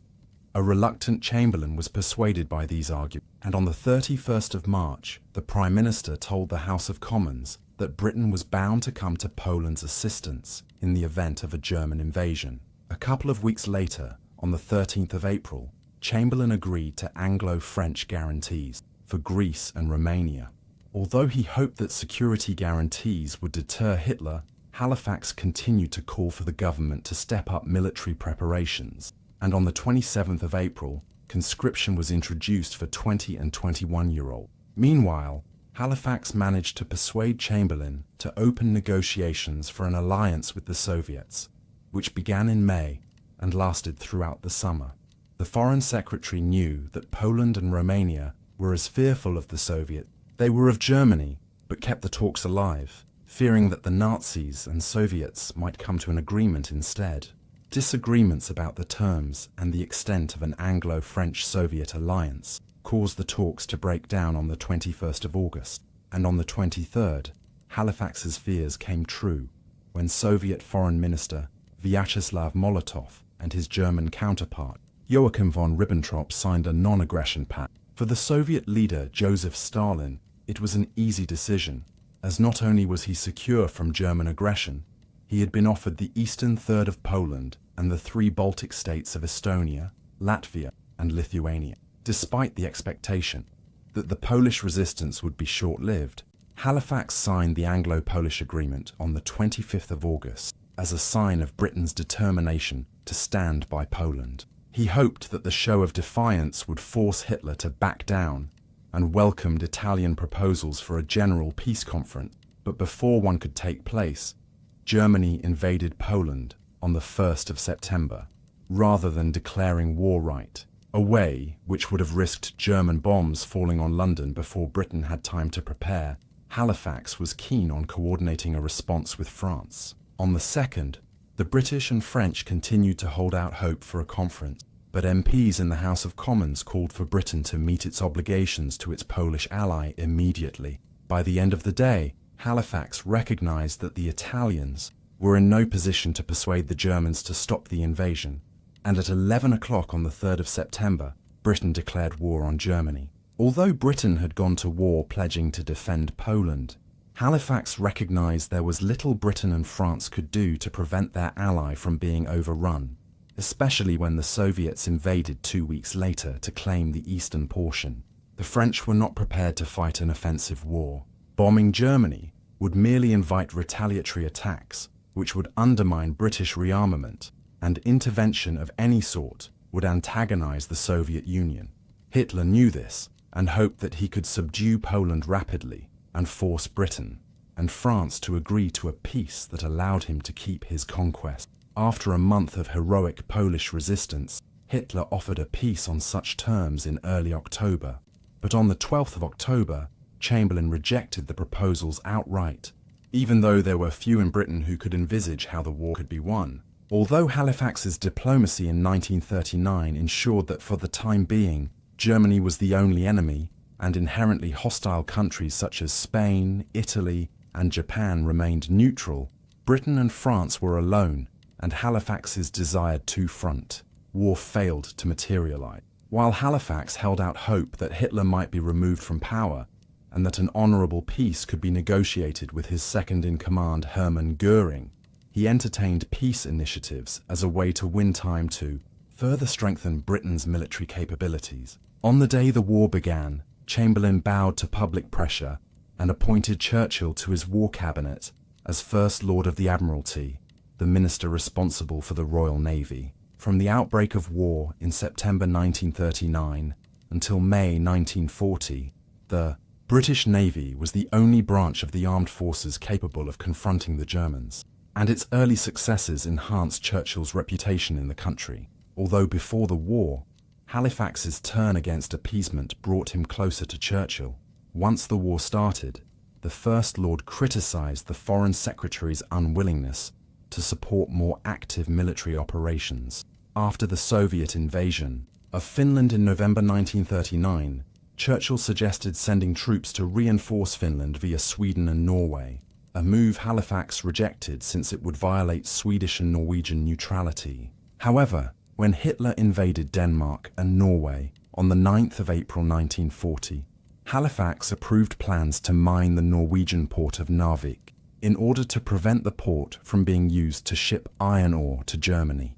The Narvik operation proved unsuccessful, and British forces began to evacuate on the 2nd of May after failing to prevent the German conquest of Norway. When the House of Commons debated the fallout from the failed Norwegian expedition on the 7th of May, Chamberlain was surprised to hear stinging criticism from his own conservative benches. The prominent anti-appeaser Leo Amery channeled Oliver Cromwell by telling the Prime Minister, "You have sat here too long for any good you have been doing. Depart, I say, and let us have done with you. In the name of God, go." On the following day, as First Lord of the Admiralty and the Minister directly responsible for the operation, Churchill stood up to defend the government's record, but his performance was half-hearted and failed to persuade the Tory rebels. Although Chamberlain won the vote 281 to 200, almost 100 Conservative MPs abstained or voted against the government. Although a Prime Minister could survive such a setback in peacetime, the Prime Minister saw that Labour and the Liberals must be invited to join a national government immediately, and recognised that Labour MPs would refuse to serve under him. As for who might replace Chamberlain, Halifax and Churchill were the only two viable candidates, but the Prime Minister told his Foreign Secretary that he was his preferred successor should he choose to resign. Having served as Viceroy of India and been the right-hand man of both Baldwin and Chamberlain, Halifax was more qualified than anyone else to do the job. Furthermore, not only was he the preferred candidate of most of the Conservative Party and the Labour leadership, he was also favoured by the King and Queen, who were personal friends of the Halifaxes and viewed Churchill with suspicion. When he was sounded out by Chamberlain on the morning of the 9th of May, Halifax argued that it would be difficult to conduct parliamentary business from the House of Lords, since the House of Commons was the main political arena. While Halifax would bear responsibility as Prime Minister, he would not be able to defend his record in the Commons. That afternoon, Chamberlain and his Chief Whip, David Margesson, invited Halifax and Churchill to a meeting in the Cabinet Room to decide which one of them should become Prime Minister. Halifax repeated his view that he could not control the Commons from the Lords and that he would be left as an honorary Prime Minister while Churchill ran the show in the Commons. The Foreign Secretary added that while he had little experience of defence policy, Churchill was more qualified as a war leader. Chamberlain reluctantly agreed with Halifax's analysis, and Churchill hardly needed to say a word before it was agreed that he would become the next Prime Minister. Halifax's motives in declining the premiership have been a source of debate among historians ever since. Despite his claims about the difficulties of leading the country from the Lords, the British Constitution was flexible enough to solve the problem. Halifax could have been allowed to speak but not vote in the House of Commons, and the King was prepared to allow Halifax to temporarily step down as a member of the House of Lords, after which the Conservative Party could engineer a safe seat in the House of Commons for. While he used this as justification for refusing the premiership, Halifax's membership of the Lords could not be his fundamental reason for doing so. In addition to a genuine belief that Churchill was more suited to the role as a wartime leader due to his interest in military affairs, it is possible that Halifax also believed that he could more effectively control the dynamic but often erratic Churchill from the Foreign Office. He would continue to be the second most powerful man in government and remained the natural successor to the premiership in the event that Churchill mishandled the war effort. On the morning of the 10th of May, Hitler invaded Belgium and the Netherlands in order to outflank the formidable French defences of the Maginot. Despite Chamberlain's attempts to hold on to the premiership based on these new developments, by the evening, Churchill was the new Prime Minister and invited Labour leader Clement Attlee and his deputy Arthur Greenwood into his 5-member war cabinet. Churchill's position was precarious since Chamberlain was popular within the party and remained its leader. As Lord President of the Council, the former Prime Minister continued to sit on the war cabinet. Meanwhile, the German war machine cut through the French defences, and desperate French counterattacks in the south were easily parried. The British Expeditionary Force had been sent across the Channel to support France, but by late May, the British military leadership began to contemplate the surrender of France and the evacuation of the British Expeditionary Force. Faced with the prospect of standing alone against what appeared to be an invincible German war machine, Halifax returned to the idea of an Italian peace conference, hoping to save as much of France and the British Expeditionary Force as possible, even at the cost of surrendering several colonial possessions. While Churchill allowed Halifax to make an approach to the Italians in private, The Prime Minister and his Foreign Secretary were at odds over when and how to make the approach. Halifax believed that it was best to do so while the French were still in the war, and the British Expeditionary Force was active in the field. But Churchill thought that Hitler could not be persuaded to talk peace until he tried and failed to invade the United Kingdom. Although Halifax suggested that any Italian brokered terms could be rejected if they threatened British sovereignty, Churchill knew that any approach to the Italians would damage morale if made public. During tense discussions in the War Cabinet between the 25th and 28th of May, while the Royal Navy was desperately evacuating more than 300,000 British and Allied troops from the port of Dunkirk, Halifax favoured making an immediate approach, while Churchill suggested waiting for a few months. On the evening of the 28th, Churchill opened up the discussion to the full cabinet of 25, portraying the debate as one between resistance and surrender.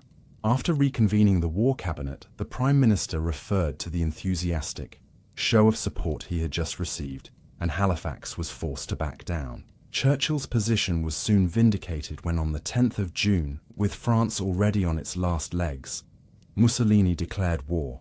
While Churchill was in favour of granting desperate French pleas to send more British fighters across the Channel, Halifax and the military commanders realised that the Royal Air Force had to be preserved for the imminent showdown with the German Luftwaffe over the skies of Britain. On the 13th of June, Halifax and Churchill went to France, where the Prime Minister urged his French counterpart Paul Reynaud to continue fighting. But on the 17th, France collapsed, and the First World War hero, Marshal Philippe Pétain, took Reynaud's place. Later that day, Rab Butler, Halifax's Undersecretary at the Foreign Office, told the Swedish ambassador in an informal meeting that Halifax believed that common sense and not bravado should dictate our policy, and that in the event of a peace conference, Halifax might replace Churchill as Prime Minister. The conversation was reported to Stockholm and interpreted as a sign that despite Churchill's tenacity, Britain's willingness to fight on was not absolute. The phrase attributed to Halifax has contributed to his reputation of being a defeatist, though Halifax's biographer Andrew Roberts suggests that Butler was sharing his own views on the matter while claiming to speak with the Foreign Secretary. Authority. The armistice Pétain signed with Germany and Italy on the 22nd of June officially recognized French independence, but with half the country under German occupation and Pétain forced to move his capital to Vichy in the south, France was effectively a German client state. Churchill was afraid that Hitler would now use France's remaining military resources against Britain, in particular the French Mediterranean fleet stationed in North Africa. After Anglo-French negotiations for a bloodless solution failed, on the 27th of June, the War Cabinet decided in favour of sinking the fleet, and on the 3rd of July, a British attack on the naval base at Mers el-Kebir destroyed part of the fleet at the cost of more than 1,200 French lives. Although he recognised the moral dilemma of attacking a recent ally, Halifax supported the controversial operation in the interests of national security. During the summer of 1940, Halifax and his colleagues who had served in the Chamberlain government came under attack from the Labour Party and the press, who urged Churchill to dismiss them from the government. The Prime Minister refused, knowing that most of the Conservative MPs remained sympathetic to Chamberlain and Halifax. Churchill was a creative thinker who was prone to proposing wild and unrealistic plans, which, if pursued, would have risked lives and precious military resources, and Halifax saw it as his role to limit the Prime Minister to the more practical and achievable ideas. The Foreign Secretary maintained his policy of trying to ensure that Britain had as few enemies and as many friends as possible. In order to avoid antagonizing the Soviets, he refrained from condemning the invasions of Poland and Finland and sent the left-wing Labour MP Sir Stafford Cripps to Moscow as ambassador. He also played an instrumental role in strengthening Anglo-American relations and obtaining military assistance from the United States. During the summer of 1940, President Roosevelt was seeking an unprecedented third term at the November election and had no desire to commit to a costly war in Europe. Nevertheless, The Foreign Office warned Roosevelt that U.S. national security would be at risk should the Royal Navy fall into German hands. During the long and tortured negotiations over exchanging American destroyers for British naval bases, Churchill ran out of patience with Roosevelt and drafted angry telegrams which Halifax ensured remained unsent. A deal was finally signed on the 2nd of September, whereby Britain would receive 50 destroyers, and the United States was granted 99-year leases on British air and naval bases in North America and the West Indies. Although most of the American destroyers were too old, the deal improved morale in Britain and paved the way for further American assistance. During the autumn of 1940, Halifax was preoccupied with the question of France. Following the collapse of France, General Charles de Gaulle fled to London and established Free France, a government in exile in opposition to Pétain's Vichy regime. In September, a joint effort by British and Free French forces to liberate the Senegalese capital of Dakar was soundly defeated by Vichy forces. The setback prompted Halifax to pursue a new policy intended to avoid outright war with Vichy and encourage anti-German feeling among the French colonies, while keeping de Gaulle on side. With Churchill's consent, Halifax was allowed to engage in talks with Vichy to come to a mutually beneficial arrangement, although it was officially denied by the British after the war. On the 25th of October, Churchill and Halifax agreed with the Vichy envoy, Louis Rougier, that French colonies which remained loyal to Vichy and those which sided with de Gaulle would not attack each other. Additionally, in return for resisting German demands, Britain agreed to halt anti-Pétain propaganda and ease the economic blockade it had imposed on the French colonies. By late 1940, Halifax was convinced that Britain was secure from invasion, as the Royal Air Force prevented the Luftwaffe from gaining the air superiority required for an invasion fleet to cross the Channel, while Churchill proposed taking the war to Germany and bombing Berlin. Halifax suggested sending reinforcements to the Mediterranean, where the Italians were besieging Malta and were attacking Libya and Egypt. During debates in the War Cabinet, the Foreign Secretary wondered if German preparations for an invasion of England were merely intended to divert British forces away from a major German push into the Mediterranean, and on the 3rd of October suggested reinforcing Malta and the Middle East. When Italy invaded Greece on the 28th of October, Halifax persuaded Churchill to send 4 air squadrons to Greece on the 2nd of November. The Greeks were not only able to mount a successful defense, but launched a successful counter-offensive during the winter that forced the Italians back to Albania. At the end of September, 6 weeks before his death, Chamberlain resigned from the War Cabinet due to ill health, and on the 8th of October, Churchill offered Halifax the opportunity to return to the posts of Lord President of the Council and Leader of the House of Lords. But despite the Prime Minister's claim that this would make him second in command, Halifax refused. With Chamberlain's departure, Halifax was the sole restraining influence on Churchill in the War Cabinet, and exercised this role more effectively from the Foreign Office.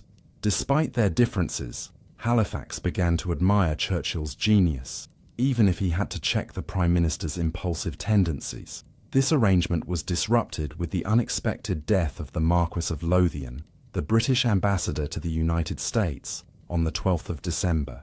Churchill had a tendency to move troublesome politicians into ambassadorships and offered the role to the 77-year-old Lloyd George. When the former Prime Minister declined, Churchill offered the post to Halifax. The Prime Minister did not appreciate having his freedom of action limited by his Foreign Secretary, and with Chamberlain no longer on the scene, he felt confident enough to send Halifax away. Halifax violently resisted the appointment, as not only would it spell the end of his political career in England, he and Lady Halifax would be torn from their aristocratic lifestyle as personal friends of the King and Queen to move to a country which instinctively disliked nobility. The protests were to no avail, as Churchill had made up his mind, and on the 23rd of December, Halifax accepted the posting to Washington, while the vacancy at the Foreign Office was filled by Anthony Eden. Although Halifax was given an unprecedented welcome by President Roosevelt, who sailed out in his presidential yacht to greet the new ambassador, he soon proved ill-suited to the job. He never understood the American mentality or its system of government and presented the image of an out-of-touch British aristocrat trying to influence American politics, prompted by his wife and his cousin, Angus MacDonald, who had worked in the Virginia railway industry 30 years earlier. Halifax began to act more informally, and by the summer of 1941, the American public was more sympathetic to him. Once the United States entered the war in December 1941, after the Japanese attack on Pearl Harbor, the Halifaxes gained widespread popularity. As the Anglo-American relationship strengthened, the British diplomatic establishment in Washington grew to over 9,000 people, including the philosopher Isaiah Berlin and the economist John Maynard Keynes. While they were in Washington, the Halifaxes suffered personal tragedy when their second son Peter was killed at the Battle of El Alamein in November 1942, and a couple of months later, their youngest son Richard lost his legs in North Africa, resulting in an outpouring of public sympathy for the family. By 1944, the course of the war had shifted decisively in the Allies' favor, and thoughts turned towards the post-war global order. In January 1944, Halifax made a speech in Canada, predicting that the United States, the Soviet Union, and China would emerge from the war as the three global superpowers. In order to maintain British prestige as the fourth power, he argued that Great Britain should retain close links with its colonies in the empire. The speech was poorly received by the Canadians, and Halifax was forced to apologize to the Canadian Prime Minister William Mackenzie King. At the same time, Halifax resisted Churchill's prediction of an Iron Curtain dividing the world between the capitalist West and the communist East. During the war, Halifax was keen to increase aid to the Soviet Union and recognized the Soviet contribution to the victory over Hitler in the Second World War. His belief in cooperation rather than confrontation with the Soviets was motivated by a desire for greater global cooperation, and he played an influential role in the Dumbarton Oaks Conference in 1944, which laid the foundations for the United Nations. In 1944, Churchill recognized Halifax's wartime efforts by making him the Earl of Halifax.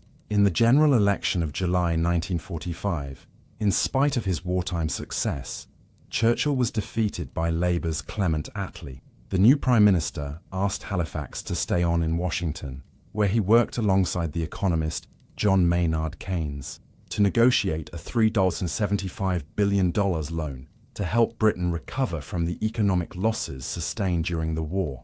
After the loan was agreed in December 1945, Halifax was furious to hear that his fellow Conservatives had abstained and told a friend that he considered defecting to Labour. Despite his initial fears about the United States, Halifax enjoyed his 5-year stint in Washington, and when he left his post on the 1st of May, he was showered with praise by statesmen and officials from both sides of the Atlantic. After returning to Britain, he refused Churchill's offer to serve in the shadow cabinet and retired from politics altogether.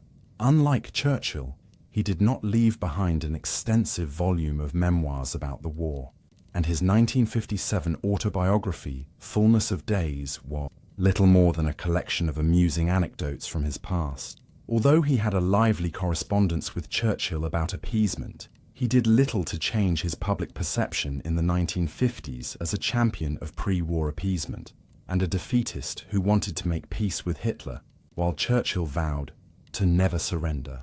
As an elder statesman and prominent aristocrat, Halifax continued to be involved with a number of organizations after his retirement from politics. He continued to serve as Chancellor of Oxford University and also served as a governor of.